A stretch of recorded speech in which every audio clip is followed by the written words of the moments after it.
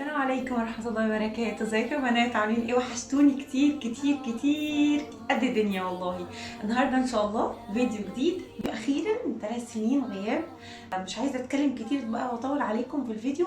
ان شاء الله مع الفيديوهات اللي جايه هتعرفوا ايه سبب من نفسكم هتسمعوا وهتعرفوا سبب ان انا ما كنتش بنزل فيديوهات. بس تعالوا النهارده بقى هنتعلم مع بعض ازاي نوفق الطرح المشجره او الخمارات المشجره على اللبس الساده او عباياتنا الساده. تمام، طبعا كلنا عارفين ما ينفعش نلبس مشجر على مشجر، حتى لو التشجيره خفيفه وتشجيره تقيله ما ينفعش خالص خالص. تمام، ليه؟ عشان الشكل مش بيبقى الطف حاجه، او شكلك مش هيبان بالبساطه او بالبساطه ايه، شكلك مش هيبقى ارق او اشيك حاجه. تمام، فالنهارده انا جبت طرح جديده، طرحتين جداد طوال قطن.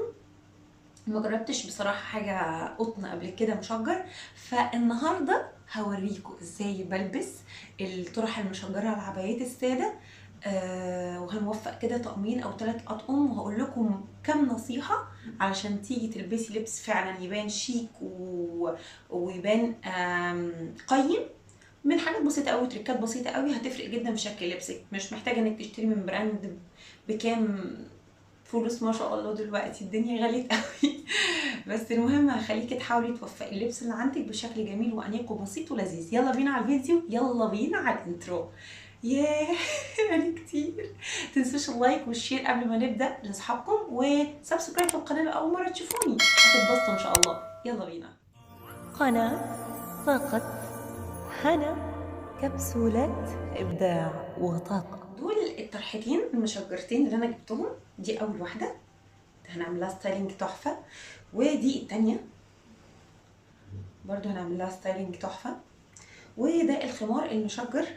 تمام اهو، برضه هنعمل له ستايل حلو، بس اكيد مش كلهم في نفس الفيديو عشان ما اطولش عليكم. تمام، هوريكم الستايل. تمام، وفيديو تاني ان شاء الله هوريكم ان شاء الله فيديو تاني لفه علشان تبقى ايه ابسط يعني، ويبقى الشرح واضح مش في فيديو طويل زي الفيديو ده.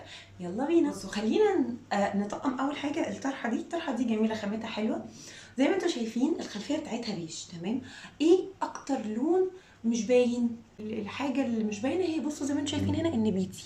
تمام، يبقى اول حاجه في الطرحه المشجره بتشوفي اكتر حاجه بسيطه او مش موجوده كتير، وبتلبسي العبايه بتاعتك بلونها.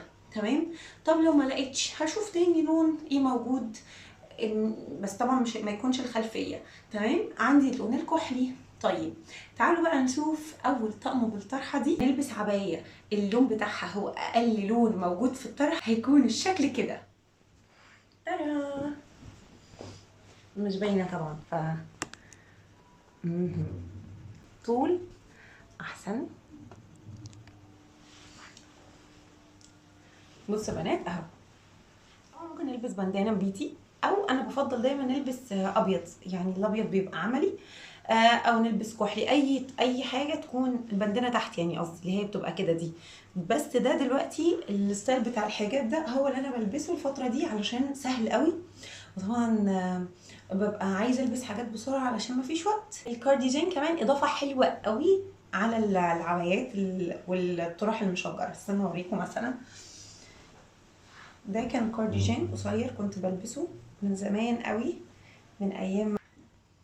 بصوا بنات، الكارديجان بيبقى برضو اضافه جميله قوي، بيبقى شكله جميل وفي نفس الوقت بيبقى واسع. عايزه اوريه لكم من بعيد اكتر، استنى.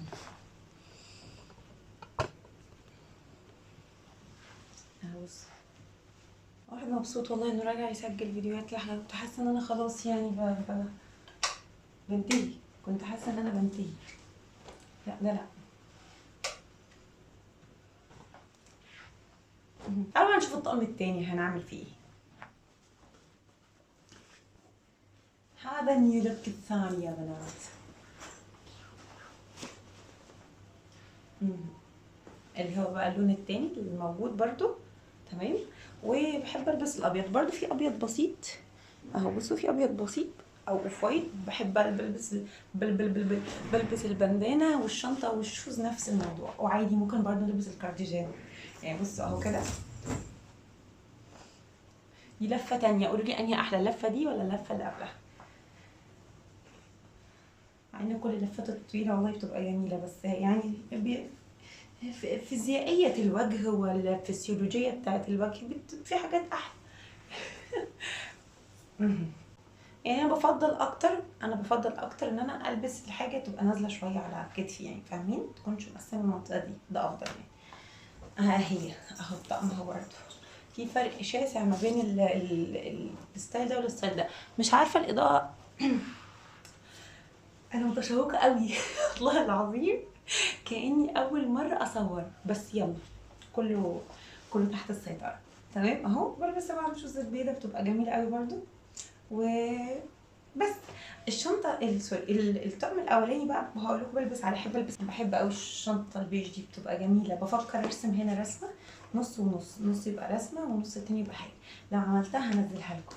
بس يا بنات هو ده كان هو ده كان فيديو النهارده. تقدري طبعا تشيلي الكارديجان او تحطيه، تمام. ممكن برضو تحطي حزام، بس يعني الحزام مؤخرا الحمد لله يعني شبه ما بقتش البس حاجه بحزام، علشان برضو بيقسم المنطقه يا رب يثبت الواحد بس وما يرجعش. المهم الحكمه بقى والامومه. بس كده بنات، ده كان فيديو النهارده، يا رب تكونوا استفدتوا وعجبكم الفيديو واستمتعتوا معانا. بس كده يا بنات، ده كان فيديو النهارده، يا رب يكون عجبكم. ما تنسوش لو عجبكم تعملوا لايك وتكتبوا لي في الكومنتات ايه اخباركم وايه رايكم وايه اقتراحاتكم، علشان بقى ايه نرجع تاني ان شاء الله. انا عارفه ان الفيديو ده ممكن ما يجيبش حتى 10 لايك، بس يلا الحمد لله ان انا يعني رجعت تاني بحماس. مش عايزه اتكلم كتير، حاسه ان انا بذلت مجهود. لو عجبكم اكتبوا لي في الكومنتات، هستناكم ان شاء الله، وهستنى رد فعلكم على الفيديو ده. يا رب يا رب تكونوا دايما بخير، والبسوا واسع، الواسع حلو وجميل وشيك ويرضي ربنا، اهم حاجه. اشوفكم ان شاء الله في فيديو جديد. السلام عليكم. سبسكرايب متنسوش. والليالي حملها